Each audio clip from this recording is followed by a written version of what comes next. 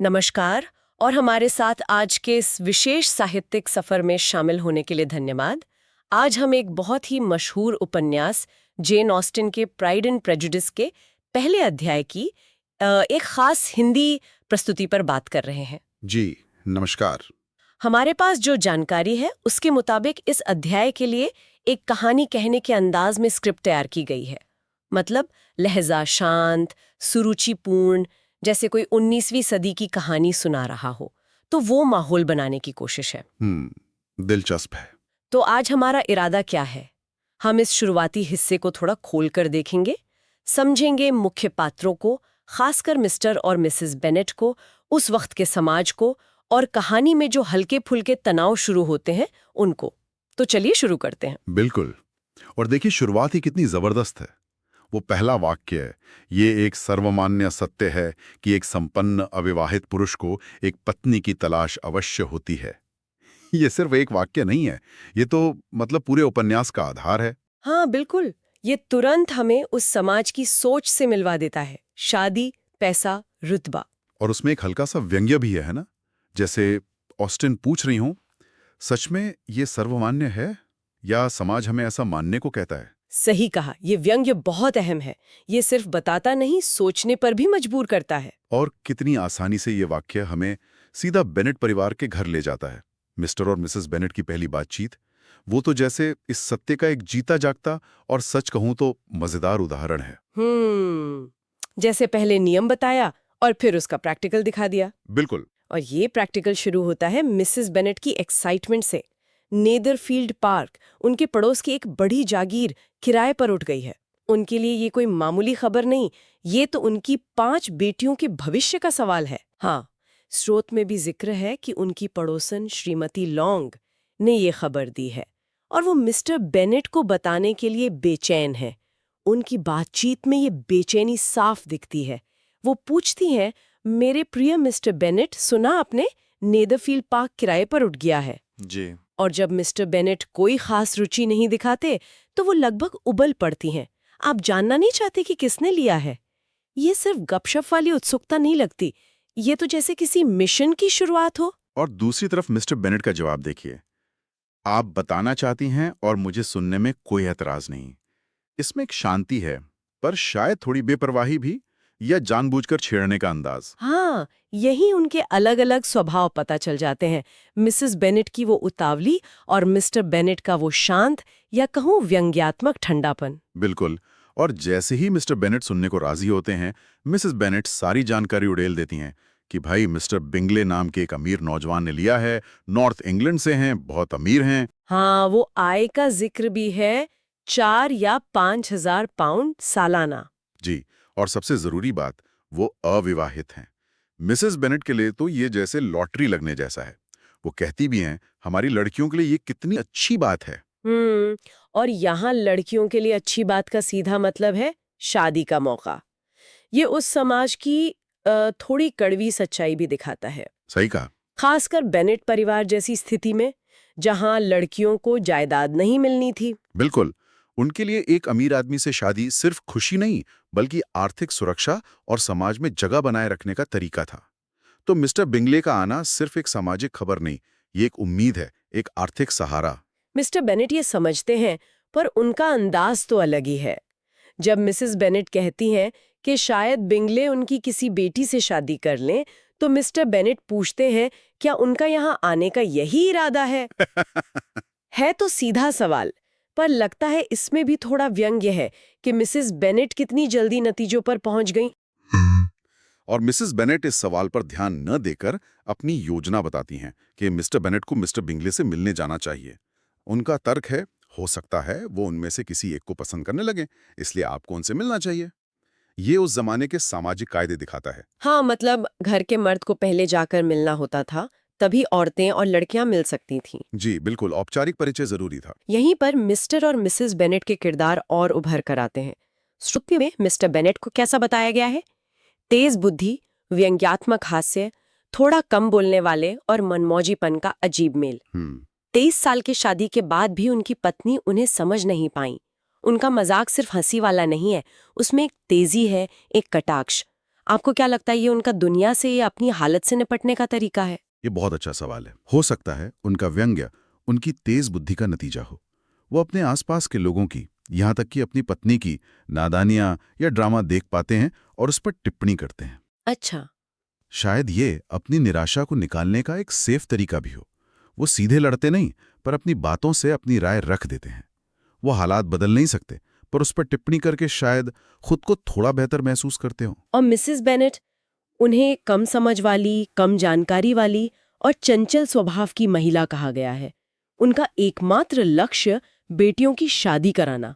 क्या ये सिर्फ उनकी कमी है या उस जमाने में औरतों पर जो दबाव था उसका नतीजा? मेरे ख्याल से दोनों का मिला-जुला असर है। हाँ, उनकी समझ सीमित बताई गई है और उनका बर्ताव कई बार मजाकिया या अजीब लग सकता है, लेकिन उनकी चिंताएं तो असली हैं। उस समाज में 5 बेटियों की मां का भविष्य सचमुच बेटियों की शादियों पर टिका था। उनकी वो बेचारी नसें, पुअर नर्व्स, जिनका वो जिक्र करती हैं, शायद उनकी असली चिंता और बेबसी का ही एक नाटकीय रूप हों। और जब मिस्टर बेनेट उनकी नसों का मजाक उड़ाते हैं, तो ये उनके किरदार की परतें दिखाता है। वो शायद पत्नी की चिंता समझते हैं, पर उसे गंभीरता से लेने की बजाय मजाक उड़ाना पसंद करते हैं। हाँ, उनके बीच की ये नोक-झोंक ही इस अध्याय की जान है। मिस्टर बेनेट का वो कहना कि मिस्टर बिंगले शायद मिसेस बेनेट को ही पसंद करेंगे क्योंकि वो भी सुंदर हैं। हाँ। या फिर ये कहना कि वो बिंगले को चिट्ठी लिखकर इजाजत दे देंगे कि किसी भी बेटी से शादी कर लें, पर छोटी लिजी के लिए एक अच्छा शब्द जरूर जोड़ेंगे। ये सब उनके मजाकिया अंदाज और पत्नी को छेड़ने की आदत दिखाता है। जी, और मिसेस बेनेट का जवाब भी उतना ही कुछ कहता है। वो लिजी की तरफदारी पर फौरन टोकती हैं, कहती हैं कि लिजी न तो जेन जितनी सुंदर है, न लीडिया जितनी हंसमुख, लेकिन आप हमेशा उसी को ज्यादा मानते हैं। यही हमें बेटियों का पहला अंदाजा मिलता है। जेन की खूबसूरती, लीडिया का चुलबुलापन, और लिजी जिसे उसके पिता किसी खास वजह से पसंद करते हैं। हाँ, और वो खास वजह मिस्टर बेनेट खुद कहते हैं तो सब दूसरी लड़कियों की तरह बेवकूफ और अनजान, लेकिन लिजी में अपनी बहनों से थोड़ी ज्यादा चतुराई, क्विकनेस ऑफ पार्ट्स है। ये चतुराई शब्द अहम है। ये सिर्फ इंटेलिजेंस नहीं, बल्कि हाजिर जवाबी, चीजों को जल्दी समझना, शायद थोड़ी शरारत भी। बिल्कुल। ये पहली बार है जब लिजी को साफ तौर पर बाकियों से अलग दिखाया गया है। मिस्टर बेनेट जो खुद तेज और व्यंग्यात्मक है, शायद अपनी बेटी में वही गुण देखते हैं और उसकी कद्र करते हैं। सही बात है। जहां मिसेस बेनेट बाहरी चीजों, खूबसूरती, तौर तरीकों पर ध्यान दे रही हैं, वहीं मिस्टर बेनेट अंदरूनी गुण, चतुराई को अहमियत देते दिख रहे हैं। ये उपन्यास की हीरोइन के तौर पर लिजी की अहमियत का पहला इशारा है। तो हमने किरदारों को देखा, उनके रिश्तों की उलझन को समझा। अब जरा उस सामाजिक माहौल और रस्मों पर वापस आए। मिसेस बेनेट का बार बार जोर देना कि मिस्टर बेनेट को बिंगले से मिलने जाना ही चाहिए, ये इतना जरूरी क्यों था आखिर? देखिए, ये उस समय के सामाजिक ताने बाने का एक जरूरी हिस्सा था। परिचय बिल्कुल औपचारिक और सही तरीके से होना चाहिए था। घर के पुरुष का पहले जाकर मिलना एक तरह से नए पड़ोसी का समाज में स्वागत करने जैसा था। अच्छा। इसके बिना बेनेट परिवार की औरतें, खासकर बेटियां, मिस्टर बिंगले से मिल ही नहीं सकती थीं सामाजिक तौर पर। ये सिर्फ एक रस्म नहीं थी, ये मेलजोल और मौकों का दरवाजा खोलने की चाबी थी। तो मिसेस बेनेट की बेचैनी समझ आती है। हर दिन की देरी मतलब एक मौका हाथ से निकलना। बिल्कुल। और अगर हम इसे थोड़ा और बड़े नजरिए से देखें तो ये अध्याय हमें इंग्लैंड के उस खास वर्ग, जेंट्री या देहाती ऊंचे तबके की जिंदगी की झलक देता है। उनकी दुनिया काफी हद तक मिलने जुलने, पार्टियों, दावतों और हाँ, शादी के इर्द गिर्द घूमती थी। हाँ, इज्जत, जायदाद और सही लोगों से रिश्ते बनाना, यही सबसे जरूरी था उनके लिए। सही कहा। मिस्टर बिंगले का आना इस छोटी सी दुनिया में एक बड़ी हलचल मचा देता है। उनकी आमदनी 4-5 हजार पाउंड उन्हें फौरन एक बहुत काबिल वर बना देती है। इससे ये भी पता चलता है कि समाज कितना भौतिकवादी था, जहां आदमी की कीमत अक्सर उसकी दौलत से तय होती थी। हाँ, जेन ऑस्टिन सीधे सीधे कुछ नहीं कहती, लेकिन किरदारों की बातों और हरकतों से वो ये सच्चाई बड़े सलीके से सामने रखती हैं। तो अगर हम इस पहले अध्याय से मिली खास बातों को समेटें, हमने मिस्टर और मिसेस बेनेट के एकदम अलग स्वभाव और उनके मजेदार लेकिन तनाव भरे रिश्ते को देखा। हमने मिस्टर बिंगले के आने की अहमियत समझी, सिर्फ एक नए पड़ोसी के तौर पर नहीं, बल्कि एक बहुत कीमती शादी लायक लड़के के तौर पर। जी। हमने उस समाज में शादी की क्या जगह थी और उससे जुड़े सामाजिक और आर्थिक दबाव क्या थे, ये महसूस किया। और हमें लिजी बेनेट की एक पहली लेकिन जरूरी झलक मिली, जिसे उसके पिता उसकी चतुराई के लिए पसंद करते हैं। बिल्कुल। और जो बात उस स्रोत की हिंदी प्रस्तुति के वर्णन से भी जुड़ती है, शांत, सुरुचिपूर्ण कहानी जैसा अंदाज, वो है जेन ऑस्टिन की लिखने की शैली। वो बिना किसी शोर शराबे के रोजमर्रा की बातचीत और बारीक नजर से किरदारों और समाज की गहरी समझ देती हैं। हाँ, उनका व्यंग इतना बारीक होता है कि कभी-कभी पकड़ में भी नहीं आता, पर होता जरूर है। सही। ये पहला अध्याय सिर्फ कहानी शुरू नहीं करता, बल्कि उन सभी खास मुद्दों और टकरावों की नींव रखता है जो आगे बढ़ेंगे, जैसे वर्ग भेद, पहली सोच का असर, प्राइड एंड प्रेजुडिस जैसा कि नाम है, अपनी इच्छा बनाम समाज की उम्मीदें और असली कीमत बनाम दिखावा। स्रोत का अंत तो कमेंट्स और सब्सक्राइब करने की अपील से होता है, जो आजकल डिजिटल मीडिया में आम है।